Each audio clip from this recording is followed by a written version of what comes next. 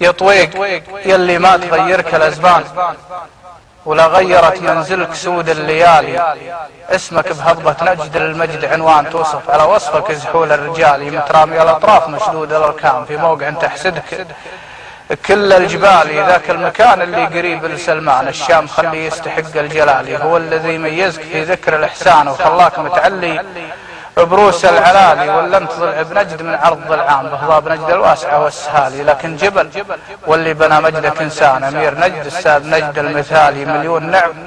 أقل من حق سلمان الشام خليه يستحق الجلالي. يا طويق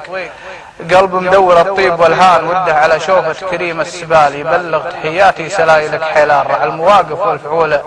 الجزالي، يا ما شرح صدره من الضيق مليان بعد الهموم الكايدة راح سالي، يمناه للي تطلب العون ميدان، يرخص من أجل المرجلة كل الغالي، وللمرجلة قدوة وللعدل ميزان كامل، ولله الوفا والكمالي. لو قلت للشعر امدحه قال خجلان، أخاف يقصر عن مديحه مجالي، الله يعز اللي حموا كل الأوطان ومن بها صيد الخلا بالمثالي، والشعب في ظل العلم عاش واخوان، ما فيه هذا اقصى وهذا موالي، دستورهم سيف صقل وقرآن، اصدق بنود العدل والاعتدال، يا مدعين الحفظ لحقوق الانسان بنتم وبان الكذب والاحتيال، وين العدالة عن كسوفة وشيشان والسلب والتشريد والاحتلال، حفظ الحقوق بدار طلقين الايمان شرق وجنوب المملكة والشمالي،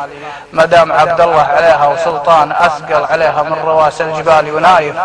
اليابان الحدث موقفه بان، رجل الامن قدره على الراس